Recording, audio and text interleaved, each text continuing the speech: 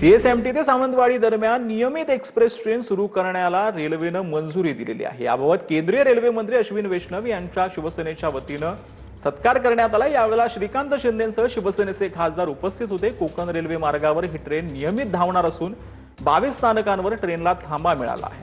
या नवीन ट्रेनमुळे गणपतीमध्ये गावी जाणाऱ्या चाकरमान्यांची मोठी मदत होईल।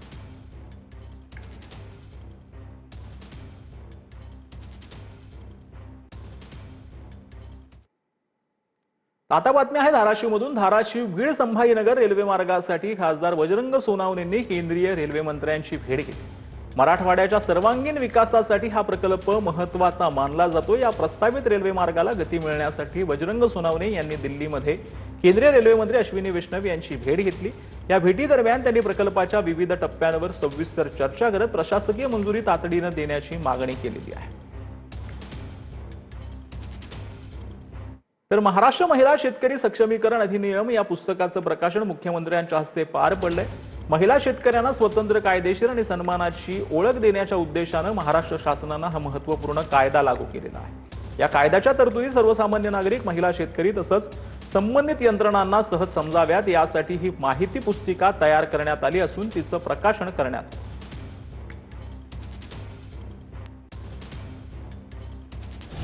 तर रोहित पवारांकडून सीईटी पेपर लीक प्रकरणी प्रेझेंटेशन सादर करण्यात आलं। दरम्यान यावर रोहित पवारांचं प्रेझेंटेशन बघितलेलं नाही असं फडणवीसांनी म्हटलेलं होतं। तर मी कागद आणि पुराव्यांशिवाय बोलत नाही असं रोहित पवारांनी म्हटलं। एमपीएससी संदर्भात आरोप केले ते खरे ठरले असं देखील रोहित पवारांनी म्हटलं। आज सीईटी मध्ये कसा घोटाळा झाला पुराव्यानिशी मांडले असं रोहित पवारांनी सांगितलं। फडणवीसांच्या प्रतिक्रियेवरती रोहित पवार यांनी ट्विट केलेलं आहे।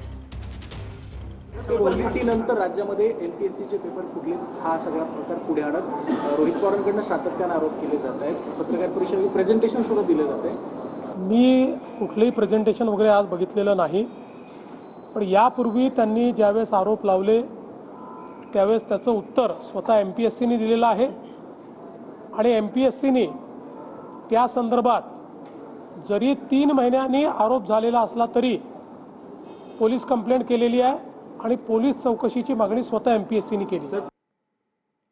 तर त्याच संदर्भात रोहित पवार यांनी ट्विटमध्ये काय म्हटलंय ते आपण पाहूयात। कागद पुराव्यांशिवाय कधीही बोलत नाही। एमपीएससी बाबत केलेले आरोप पोलीस तपासात खरे ठरल्याचं रोहित पवारांनी म्हटलंय।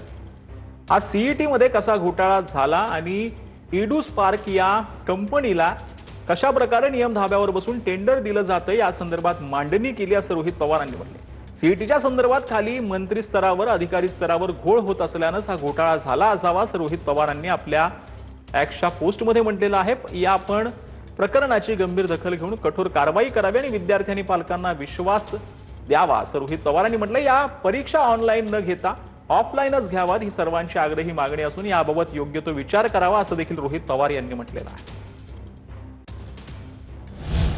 तर राज्यामध्ये अॅनालॉग पनीरवरती 1 वर्षांसाठी बंदी घालण्यात आली। एफडीए कडून हे पत्रक जारी करण्यात आले। आता आर्टिफिशियल पनीर विकल्यास कारवाई होणार आहे। आमदार विक्रमसिंह पाचपुते यांनी अधिवेशनामध्ये हा मुद्दा मांडलेला होता। आर्टिफिशियल पनीरचं मेनू कार्डमध्ये उल्लेख करण्याचं एफडीएने यावेळेला आदेश दिलेले होते।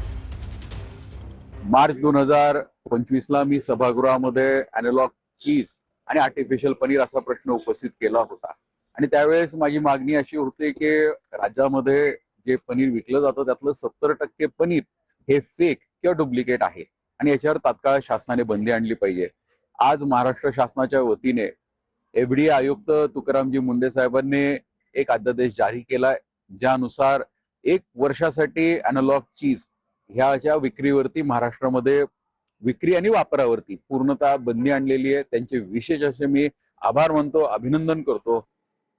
तर फाउंटन ते गायमुख हा राज्य महामार्गाची जबाबदारी राज्य शासनाची असल्याचं नरेंद्र मेहतांनी म्हटलं। निधी नसतानाही पालिकेवर राज्य महामार्गाची जबाबदारी टाकली जाते असं मेहतांनी म्हटलंय।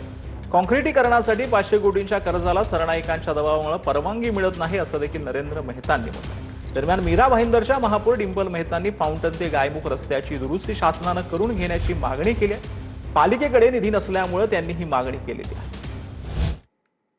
आमची बॉडी आल्यानंतर आमची पूर्ण इच्छा होती की पावसाच्या अगोदर सगळे सिमेंट रोडची कामं पूर्ण करायची जी अर्धवट आहे आणि जे बाकी आहे तेही नवीन रस्ते सुरू करायचे। परंतु शिवसेनाने जाणून बुजून ती फाईल दाबून ठेवलेली आहे आणि त्याच्यावर सही करत नाही, इकडे जनता त्रस्त आहे.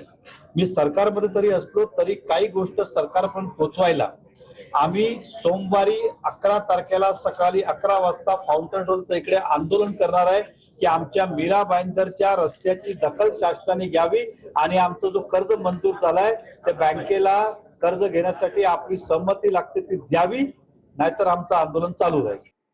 आता बातमी आहे सोलापुरातून. सोलापूरच्या माळ्यामध्ये कुर्मदास साखर कारखान्याविरोधात आंदोलन करण्यात आले. उसाच्या थकीत बिला प्रश्नावरती स्वाभिमानी शेतकरी संघटनेनं हे आंदोलन केलेलं आहे. शेतकऱ्यांसोबत स्वाभिमानी संघटनेचं 2 तास ठिय्या आंदोलन पाहायला मिळालं. 20 ऑगस्ट पर्यंत थकीत बिलं देण्याची मागणी यावेळेला करण्यात आली. पुरावा आहे. 2000 कॉल केले, तुम्ही एकही फोन उचलला नाही माझा. मग कुणाला पैसे दिले तुम्ही? अहो यादी तुम्ही म्हणताय ज्यांनी मागितलं त्याला दिलं, मी मागितलं मला का दिलं नाही? दिल्लीतील आंदोलकांवर झालेल्या लाठीचार्जच्या निषेधार्ह युवक काँग्रेसनं आंदोलन केलंय. वांद्रे बोरिवलीमध्ये भव्य निषेध बॅनर फडकवून केंद्र सरकारचा निषेध करण्यात आलाय. केंद्रीय गृहमंत्री अमित शहांनी राजीनामा द्यावा, आंदोलकांनी ही मागणी केली. पंतप्रधान नरेंद्र मोदींनी विद्यार्थ्यांची माफी मागावी, आंदोलकांची घोषणाबाजी जी आहे ती पाहायला मिळाली. तर जंतर मंतरवरील लाठीचार्जच्या निषेधार्ह आता मुंबईमध्ये युवक काँग्रेसनं आंदोलन केलेलं आहे. त्या आंदोलनादरम्यानची ही दृश्य आपण